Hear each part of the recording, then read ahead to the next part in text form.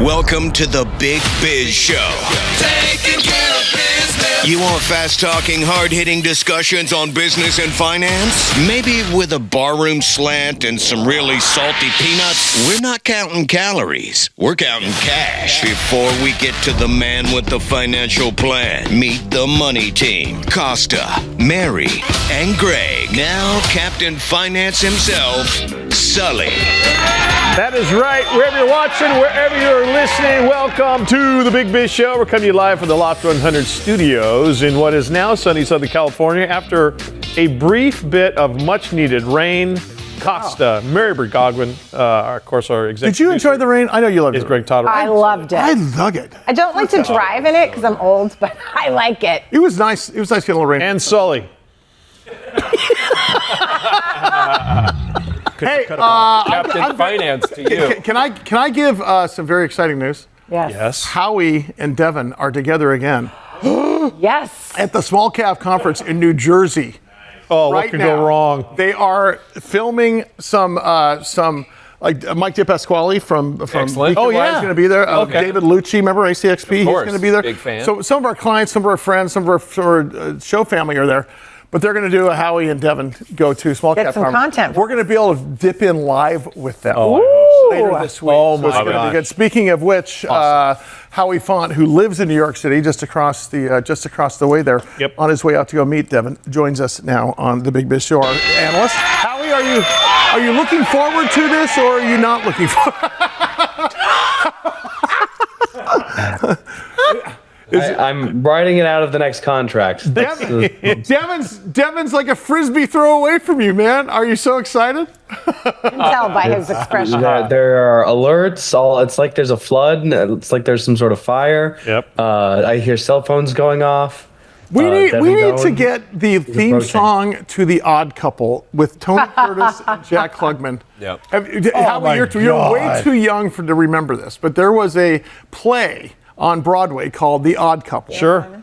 And you are basically Tony Curtis, Yep. who is put together, neat, orderly, and Jack Klugman was basically the guy in the Dem Bums hat with he was a sports writer. Sports writer. I think one of them was a stock guy, and the other was a sports writer, Yep. and they were roommates. And it was one of the greatest premises of television history. I can't believe I missed Oh, that. good. We need to put in front of the Howie and Devon go to New York. Hey, let's we had a big swoon with big tech sell-off at the beginning of the week here. I mean everything from big caps to small caps dropped like Dick Cheney's hunting partner. Yes, love that one. Dropped like acid before Woodstock. Dropped like a tummy tuck on a plus-size model. Yeah. Dropped like Mike's confidence every time he picks up a microphone. 1,000%. But let's talk about, even NVIDIA went down 17%. That's billions of market cap. What the heck happened? Why the big swoon in tech? Yeah, so not only was it a big swoon, it was the biggest ever single day market cap loss, and I think you've got the number for NVIDIA.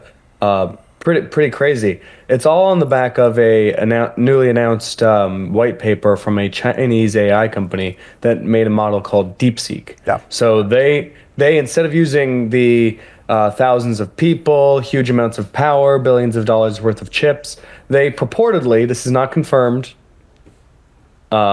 people are skeptical, but the claim is with $6 million and 200 people, they were able to make something as good as ChatGPT. Well, I'll tell you, we're going to be talking to Suresh Venkatesan a little bit later in the program today from Poet Technologies that actually talks about, Deepseek talks about Poet and how this works. But it's interesting because, Howie, I know you don't remember encyclopedias when you were a kid because you were born with the internet, but this ChatGPT and AI is as groundbreaking to the way we do business. In fact, it is more so than even Bitcoin and the blockchain. Stand by here, we're gonna get more on Howie Font coming in here because only time's gonna tell.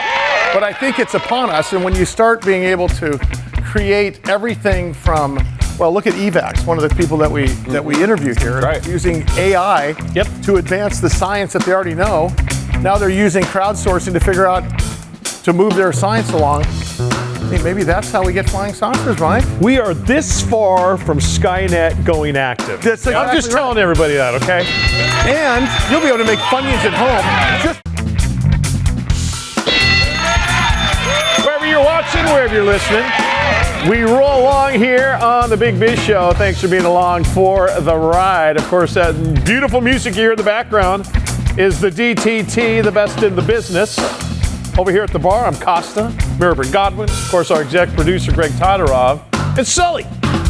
Good to see you guys. Howie Font from New York City on his way over to Small Cap Conference to meet Devon for their Odd Couple reunion. And by the way, it was Tony Curtis on Broadway, Tony Randall on TV, and Jack Lemmon and Jack Klugman. Jack Klugman. Jack Lemmon on Broadway, Jack Klugman. Isn't that interesting? Two Tonys, two Jacks. Jack Lemmon. Jack Lemmon and Walter Matthau. Walter Matthau. For the movie. There you go. Yeah. That's right. There was a movie also.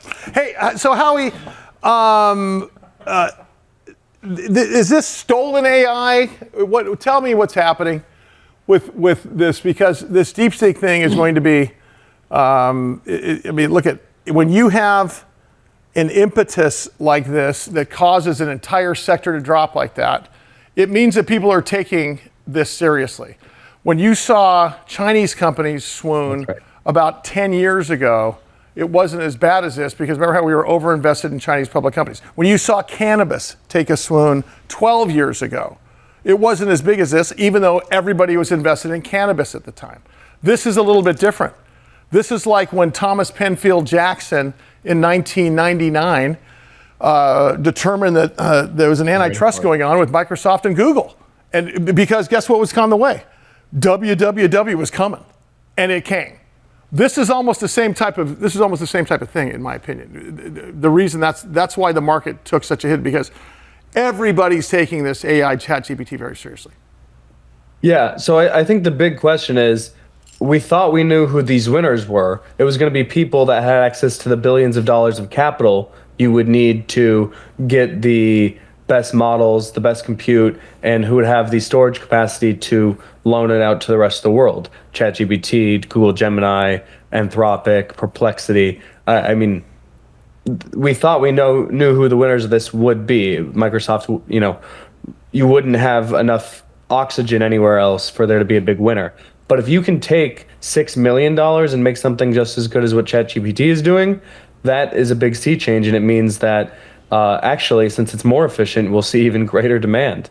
That we just don't know who the winners will be if it's that efficient and that low entry. So does this cause any hitch in the giddy up, so to speak, in terms of the adoptability or the credibility of AI and ChatGPT for the rest of the world, or even worse, for the people top of the food chain? Investors. I think it's a huge wake-up call for the U.S. tech industry, because we always think of ourselves as having the bleeding edge, and I think a lot of people were freaked out when they saw, China's right behind us and actually better at us in a lot of ways. Pound for pound, this DeepSeek beats all of our models, no question. And they were doing things that our companies hadn't thought of, and so that's why you see things like the White House coming out today saying we're looking into the security implications here. And just for Mike, a little tidbit, someone asked DeepSeek to write some code modifying itself, and it was able to double its speed in just a couple hours. See, so it's over. It is thinking for itself. It's over. So wait, so Howie, how long before this is verified, validated, whatever? Yeah, so it's not technically open source based on the technical definition, but they have released a white paper with the weights, basically how the model was built. So we should be able to see if it looks like they were just scraping ChatGPT or looking at some trading data that maybe was hacked and they found publicly in China, but technically they don't have the rights to. So it's going to take a couple of weeks for people to go through and see if that was obscured in any way, if they just did it and they're just letting it be that transparent that we're just copying from you, or it'll take even longer to determine, wow, they really did do this on their own with their own proprietary data. Space Odyssey is here. That's the minority view, but 2001 Space Odyssey is here with the HAL 2000. Howie, one thing to always remember, man, China ain't got no Super Bowl like America does, okay? So Jeddah. Yeah, park your brakes we don't there. have to be nervous about. No. Okay. Well, you talk about $6 million and what, 200 people, and that's how this deep thing came about. or whatever. So should people, like physical human beings? Deepseek is what it's called. Enough with the technical talk, Yeah, Mike. right. There's some of us trying to keep up. This friggin' thing called deep funyun. Now, was it no? So should people in that sector should they be worried about? Okay, well there goes my job. Listen, I don't think the space as a whole has shifted that much. It's still going to be tremendous. It's still going to be, like Sully said, bigger than the WWW. And we still do need to think about how that's going to make service jobs, especially, first and second year law students. Sorry, you're useless as a paralegal. A lot of paralegal work. That's the kind of thing that will happen here, and that is still going to happen. Yeah. And Deepseek is a phenomenon of that accelerating. But I think the question is now, who are the winners going to be? Because it could be, hundreds instead of just 5. Howie, Bedside Manor Font. Love him. Buddy, good luck at the conference with Devon. We'll see you tomorrow, and can't wait to hear from you. Mike, I have a question for you. You brought up the Super Bowl, Yes. which makes me think economic impact. Oh, For what city this year? New Orleans, That's exactly right. massive. We're Massive. talking about, now listen, let me tell you what. Just 4 years ago, the economic impact of the Super Bowl was about $750 million. It's close to $1.3 billion in economic impact. Direct spending is close to, $300 million. Tax income is something like $100 million through the city. And let's talk about the trickle effect of how many beignets are selling, how many hot dogs. I mean, those are all part of the economic numbers, but all the small businesses that get to benefit from, people buying Duraflame logs for the tailgate parties, all the way down to the guys selling deli sandwiches right before the game. Right. Well, and you think how now, we've all been to New Orleans. The French Quarter is not the biggest place on earth. Canal Street is not the biggest place on earth. So as this game gets bigger and bigger and bigger, and more people want to go, it starts bleeding out into the other areas of New Orleans. And you've got, you mentioned Cafe Du Monde and beignets, and not everyone's going to be able to go there, so they're going to have to go to another place. That's right. And that just drives it. Do you reminds me? So here in Southern California, San Diego is basically like Fresno. We don't have any teams. We have the Padres, which is barely a team. But if you think in terms of LA, when they built Staples Center, Staples Center, of course, where the Lakers play, Staples Center, where all entertainment emanates from right now that you see. Staples Center was in one of the worst, before Staples Center was there, it was one of the worst areas. Horrible. In Los Angeles. And if you take concentric circles, geographically on the map, look at Staples Center, I'm doing a circle because it's round, and you go out, all the way out to almost Orange County, which is close to 47 miles away. Increases in real estate values have gone up. Look what Steve Ballmer, the owner of the Clippers, has done to Inglewood. Yeah. Inglewood was Inglewood, whoa. well, and we're talking about where Great Western Forum was. Yeah. Okay. Yeah. Great Western Forum was where the Lakers used to be, which is right next to Long Beach, which is next to East Long Beach, which is next to Inglewood, which was not a great part of town. Now it is. Now, economic impact, when I say not a great part of town, there was no tax base, there was no love for the city of Los Angeles there. And now, because of some of these sporting events, which, by the way, are not criteria specific to age or gender or income, it has created everything for everyone. So doesn't that maybe get the argument that if you can bring a Super Bowl, or if you can bring an NFL team or a NBA team into your city, and you're a city like San Diego, or you're a city like San Jose, I'm just talking West Coast cities for now, or you're a city like Fort Lauderdale, okay? You're talking about big cities, but not big enough to have that. Wouldn't that change everything? And wouldn't the major leagues probably welcome that with open arms? Listen, the NFL still to this day hates the fact that Dean Spanos, period. Or the Chargers. Or the Chargers. Hates the Chargers and hates the city of San Diego for being so ass backwards and not being able to get a stadium deal done. Well, I'm still not over it. They love this Part of the problem was, and the reason they're mad at Spanos is because listen, I will tell you, me and a guy named Steve Hartman were called into the office of Spanos, because I was doing talk radio at the time and he was doing afternoon for sports. I was doing politics, he was doing sports. And they said, what should the message be? And both of us said, stop calling it Charger Stadium. It is a civic asset. And in every city, where people think we're lining the pockets of a billionaire by letting them build a stadium there. Well, you are lining the pockets of the billionaire, but the billionaire is only using that stadium 8 times a year, 10 times a year. The rest of it goes towards monster truck races and Billy Graham. Anything. And Up With People. Yeah. And, Yeah. NCAA championships and everything else. That's just San Diego. I've not even mentioned the Chargers once.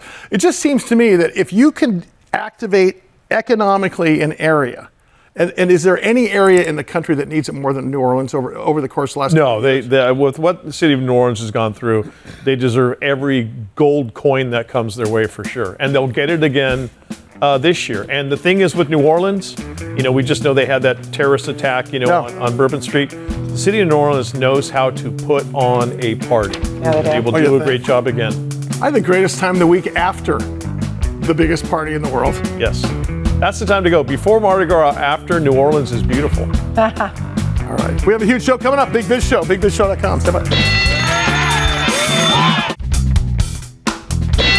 From the Loft 100 studios in sunny Southern California, wherever you're watching, wherever you're listening, Big Biz Show coming your way. No longer raining here in sunny Southern California. Now it's sunny. Costa, Mary Bergadovin, Greg Todorov, and of course, Sully. Are we worried about Santa Ana's again here? Are we worried about, we got a little bit of rain? Are we back to the freaking crazy fire weather? No, we've got rain coming again next week, I believe. Okay, goodness. Here in I'm ready for it with my I warm sweater. I was going to say it's 30 degrees outside. It's January. I know. It's freezing. It's not 30 out. It's 68 out here in San Diego.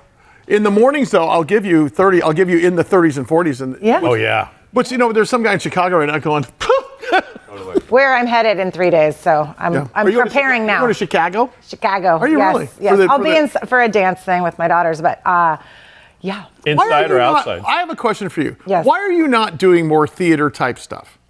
Me personally? Yes. I don't. You were such a theater. I realized all this stuff with dancing with the name that tune, the songs, and Wheel of Bad ABBA music. Yes. I did have my day with. But you still do have the day. I do, but I don't have the time right now. But they're going to be gone in a year and a half. You're booting those kids out. Boom. Yep. In a year and a half, I'll be back. Community theater. Here I come. Are you going? You'd be so friggin' good. Oh my God. You would be so good. I would love it. Videos. You start doing stuff like this. Oh yeah. Oh yeah. Every community theater is. Oh yeah. Totally. I did it all. It's like a bad, sitcom from the '80s. It's like.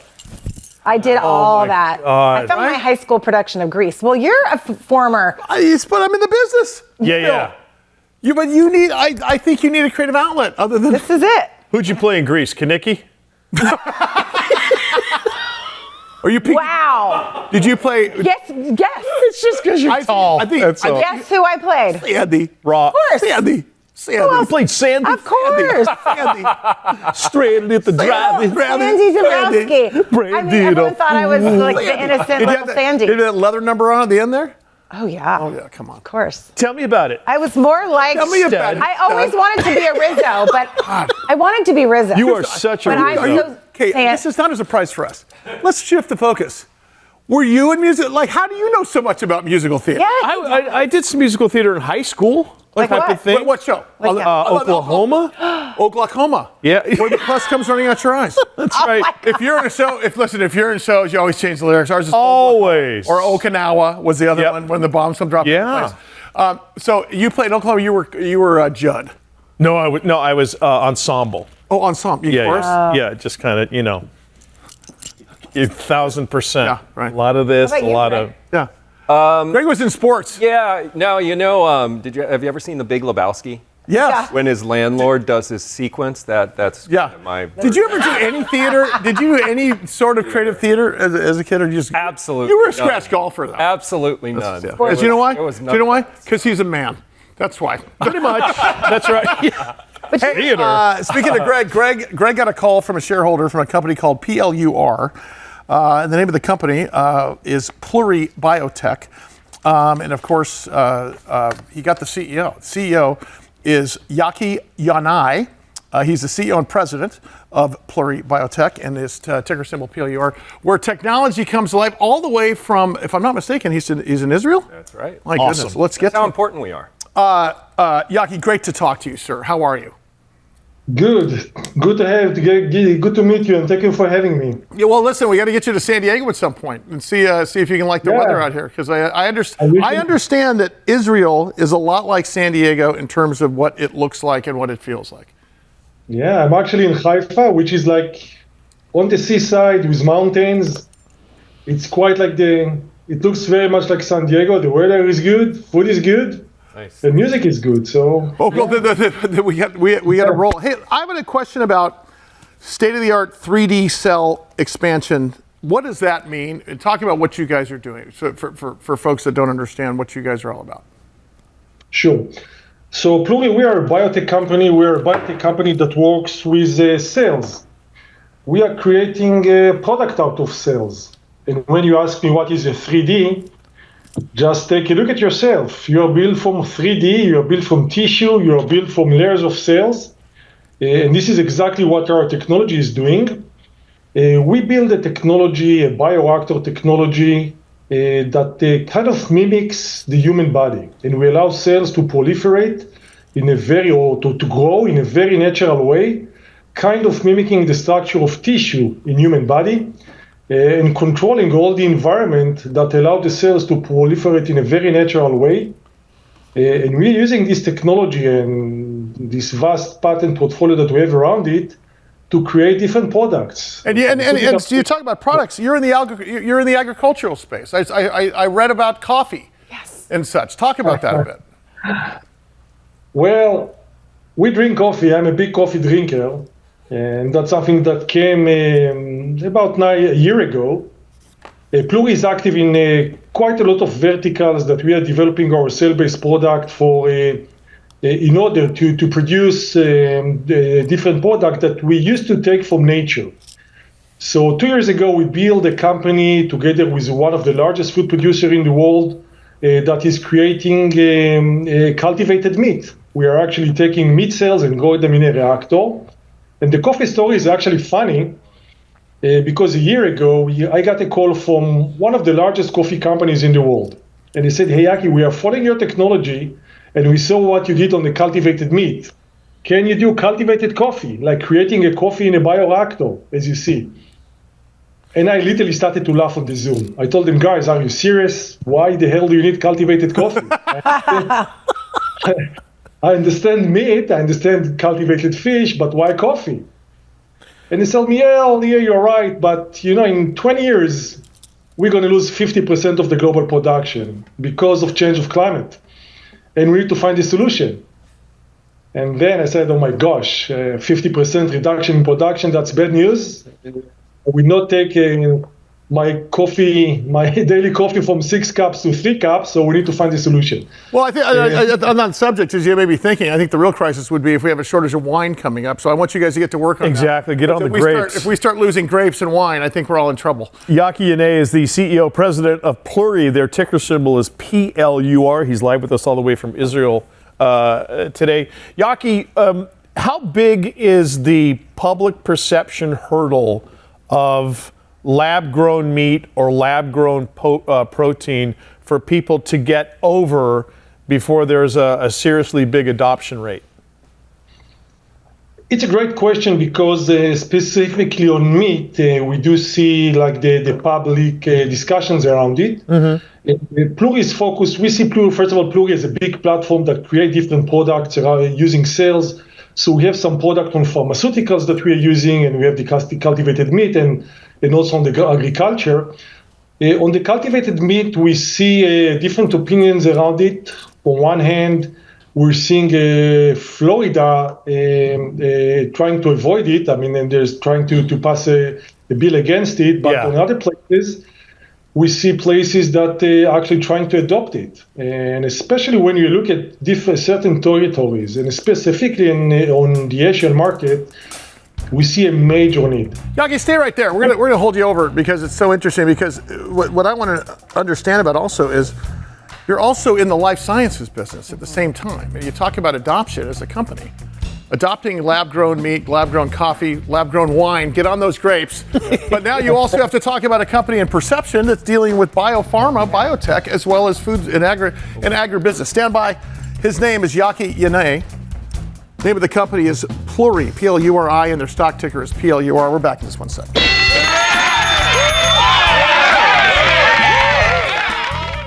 Big Biz Show continues on the Loft 100 studios here in Southern California. Thanks for being along for the ride, wherever you're watching, wherever you are listening. We are joined right now by the CEO and president of Pluri. Their ticker symbol is PLUR. Yaky Yanay with us all the way from Israel.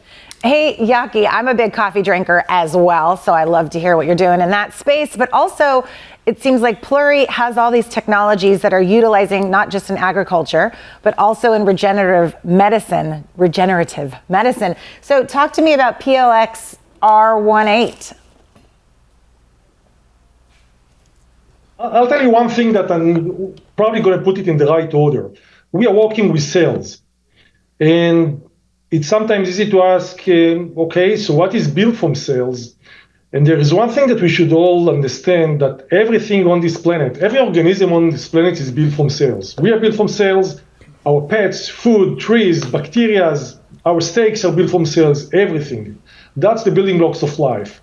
So the PLXR18 that you refer, this is one of the products that we are developing for the pharmaceutical applications.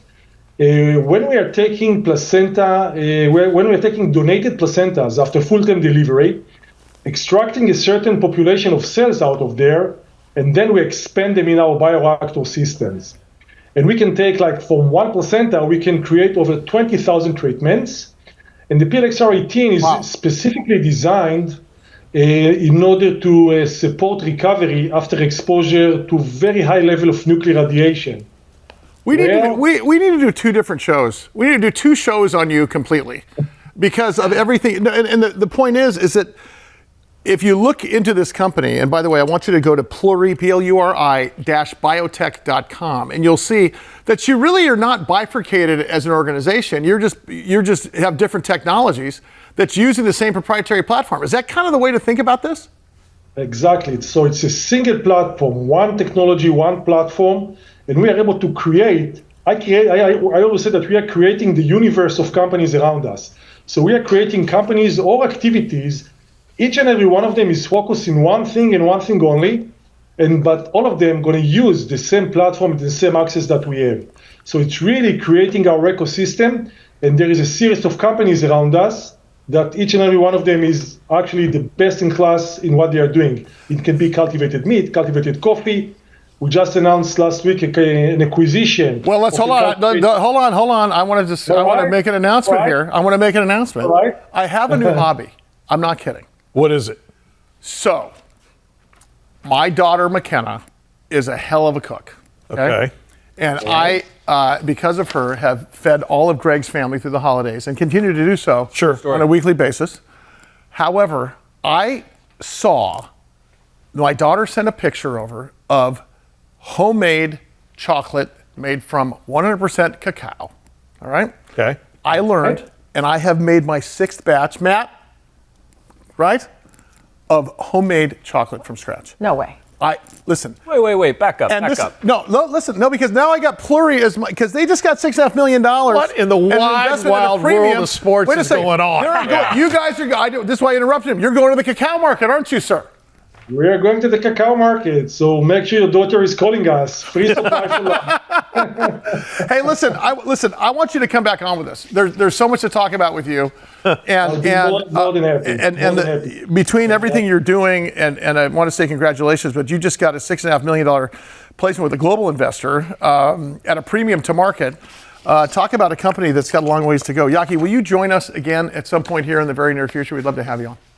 I will. I'm going to make sure that I'm going to bring my coffee, cacao, and a steak of cultivated, and we're going to have some fun. Yes, please. We'll do some regeneration on Mike somehow too. Yaky, thank you so much. I appreciate you coming there with us. I have to say, I got to tell you, speaking of that, the coffee and cacao. Yeah. What we've been doing is I've been taking to make cacao, to homemade chocolate.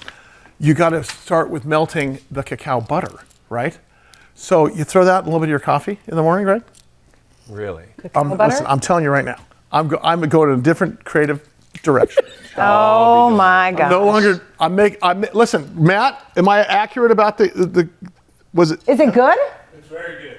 Yeah. Great. Okay. Brandon Robinson from Horizon Aircraft, ticker symbol HOVR, had a great announcement about they were successful with their NASDAQ listing requirements. NASDAQ has been all over the map in terms of how companies can qualify to be on NASDAQ, in terms of market cap, in terms of share price, and so on and so forth. And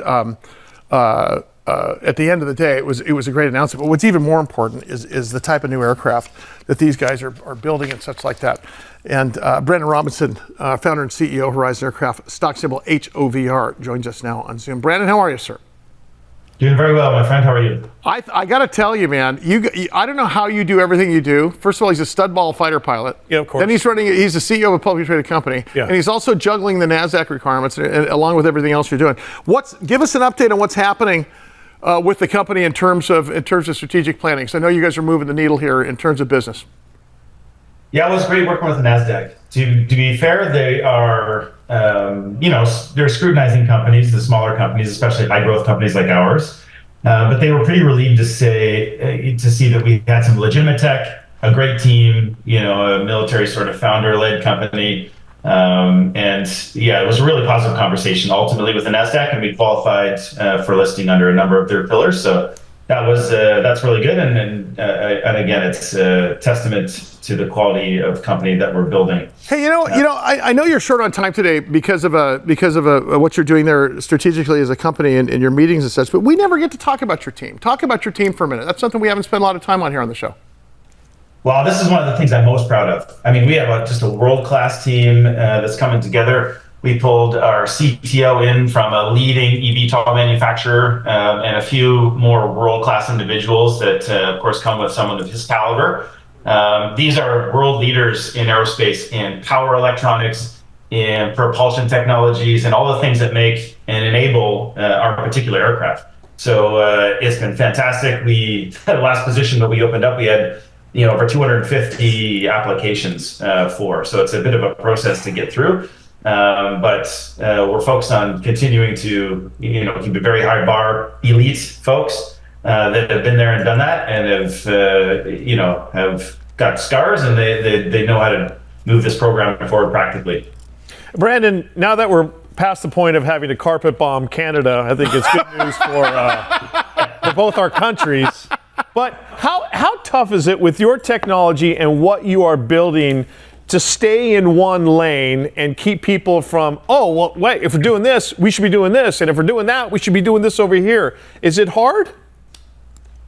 Yeah, so I mean, there's so many ways to innovate with some of the new technologies that are available to us that I think our superpower is that we're a bunch of practical folks as well. Okay. So, engineers can go down many different bunny trails, and they always want to optimize and improve things that may or may not, should or should not exist. We maintain, I think we're pretty proud of the fact that we maintain a kind of a practical thread throughout the company. So everything we do, we want to make sure that it can exist in the real world. It's going to make people money. It's going to be safe. And ultimately our aircraft is going to be usable for a bunch of folks. Emergency medical services like you have up there. In the military, folks are quite interested in our technology for a number of different reasons. And so that practical thread that kind of weaves everything together has been our superpower. Hey, Brandon, I know you're short on time because of your strategic planning stuff that you're doing there, and I can't wait to have you back on here next week. I got to get you in San Diego because I know that Bloomberg wants to have you on for a lengthy Bloomberg focus. But my question has to do with commercialization and competition. Can you just briefly comment on both those things for 2025? Because I know you're doing planning right now. Yeah, so I'll hit the last one first. So the competition has been quite interesting, I think, and I think I spoke to this last time I was on the show. You back up 3 or 4 years, people were wondering if these types of aircraft could even be certified. Fast forward to 2025, I mean, there's going to be some folks that certify these types of aircraft relatively soon, and it's not a question of if anymore. It's just kind of a question of when. And I think some of the more practical designs are sort of rising to the top. Our aircraft is focused on regional travel. So a lot of the all-electric folks, they're focused sort of intra-city, so between places within a city, 50 kilometers to 100 kilometers, or for the American folks, 30 to 50 miles. We're focused on regional travel, longer distances, doing more work faster, going between cities, if that makes sense.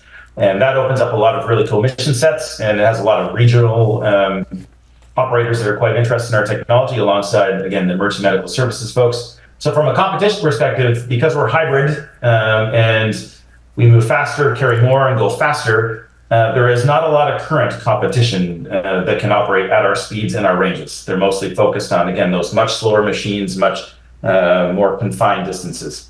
From a commercialization perspective, we will have a full-scale aircraft up and testing in the next 24 to 30 months. Wow. That might sound like a little ways away. No, that doesn't. It sounds like the speed of light, considering where you guys started. I mean, that's absolutely. So we have a large-scale prototype that is in active flight testing. We're building full-scale aircraft parts right now. It's a pretty exciting time for Horizon Aircraft. Brandon Robinson, founder and CEO Horizon Aircraft, ticker symbol HOVR. Can't wait to get you back on again, Brandon. We got to get you in San Diego, buddy. Yes. I'm coming. Come on, man. Come there anytime. Love you guys. We'll let the U.S. government let you across the border. All right, Brandon Robinson with us. Carpet bomb Canada. Keep it right here. Much more to come with the Big Biz Show.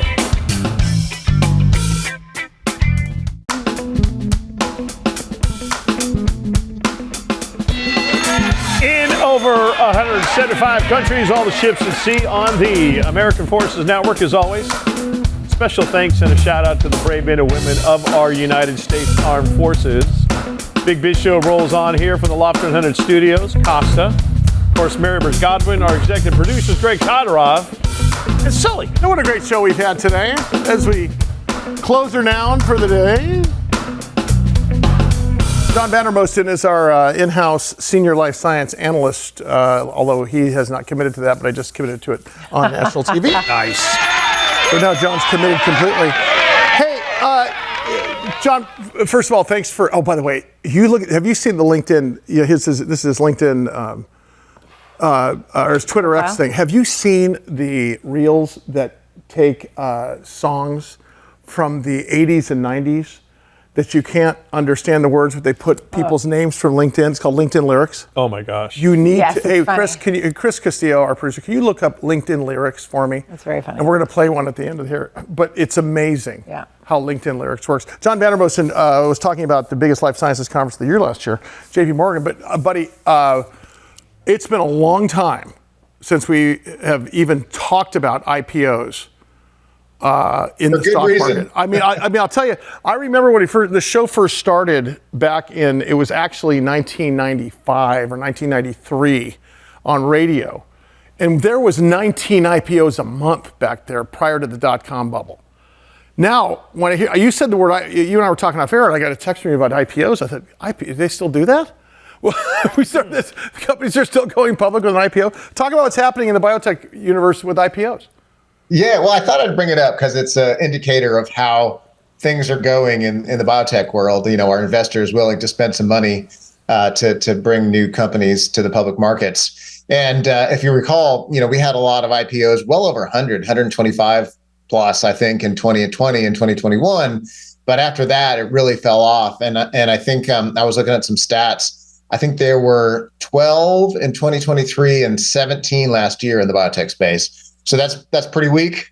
None so far this year. But what I will say is that there have been a number of filings for new biotech IPOs so far this year, and 5 that I've seen. A lot of them are in California, up in the Bay Area, and one of the areas that's getting a lot of focus right now is the obesity GLP1 agonist space. So that's let me ask you something about that, because when Mary brought this to light about a year and a half ago, about this GLP-1 thing, the people were advertising for Wegovy, right? You saw it on TV. Mm-hmm. Then you saw a thing called Saxenda. Then you saw another one. There was a couple brands. Yep. But now we're seeing, and you can look no further than social media, where compounding pharmacies are now saying, you know, because there was a big, apparently it works so well, that there was a big shortage where people would get prescribed by their doctor, but they couldn't get it. Right. And now suddenly there's these compounding pharmacies. Is that affecting the IPO market for some of those, for that area, or is it helping? Well, I think that the new products and development are trying to solve some of the shortcomings of Wegovy and all the semaglutide variants that are out there. I mean, there's a few different ways that they're trying to do this. One is by providing an oral option. Right now it's injected, right, which is kind of You inconvenient. gotta get a shot? Yeah. I'm so out. I'm out. I'm out. Yeah. I'll become Fat Bastard from the movie with Mike Myers. I'm not. Listen, if there's a shot involved, I don't even get my blood taken You anymore. don't like needles? Yeah, no. No needles? A lot of people don't like shots. Only for heroin when we do a show, but Right. Other than I'm not doing needles. No. If I can sniff it, if I can drink it, if I can pill it, I'll do that. John, you should be keep your eye out for my IPO for Sofata. It's going to hit the market. Sofata. Yeah. Is that a GLP-2? It's with the success of these, though, and we're talking about IPOs, are there a lot of companies now trying to throw their hat in the ring and come out with their dietary, I guess, for lack of a better term, which is a great point, because whoever's making these Wegovy's, they can spin that off into its own company, how popular they are at this point. That's true. But I mean, you probably have heard about, not only is there the injection thing, but there's also the muscle wasting, the sarcopenia, which is also an issue. And there's a few other issues. Wait. Just because you're a bio geek and we have no idea what you're talking about, that means that people, like, one of the things that they're saying a side effect is you lose muscle mass if you're not actively exercising. Exactly. If you're just a fatty and you take this and you get skinnier, now you're skinny fat, you weigh less, but your muscles are, because you're not lifting so much weight anymore, so you're not building up that muscle. Yeah, that's why they say, well, you don't snore as much, it's much better for that, and your back's better. Well, it's because you're less because for a while there, Mike and I were going to just sink to the center of the earth into the mantle. And what happened to those guys? Well, they just got so big that they went in. They fell into themselves. And every once in a while, they're in the magma. And now they're in the. And every once in a while, with a stiff breeze, you can just smell Mike. Or one of the tectonic being plates. barbecued out there for lunch. So, but that's a great point, though. Are they? Because this is the equivalent in my mind. Because if you think in terms of disease, okay. You think polio vaccine. You think cures for cancer. This is so top of mind to people in terms of what they look like, how they feel about themselves, the incidence of obesity and heart disease. This is a whole game changer, and it needs to be really addressed like you're talking about here, because this is not just a fad thing. It's working for people, apparently, not without side effects, but on an economic model, I got to believe that there's a real opportunity here as investors if these things go forward. Talk about that for a minute. Yeah, I mean, I think so as well. They're trying to, as I mentioned, they're trying to address some of the shortcomings. The main things being get an oral version, address the muscle wasting. Also, longer acting is another approach. These are generally taken every 2 weeks, so if you could take it once a month, at least for the shot anyway, that makes it a bit easier. So there's a whole host of things that that can be done to address that, and then also some of these drugs that are already approved, they may address other things too. And I think we talked about this on a previous show, but investors seem to be willing to put money towards that. I think each of the two companies, let me remind myself, one of them is called Aardvark Therapeutics, and the other one is called Metsera. And both of those guys are looking for $200 million to advance their candidates in later stage trials. John, thanks so much as usual. 100% educational and give us some opportunities. John Vandermosten there. You can go at VanJohn10 to find him on X. Did you guys find that? The LinkedIn lyrics thing for me, Jared and Chris? Okay, I want you to see this. Have you seen these things? Funny, yeah.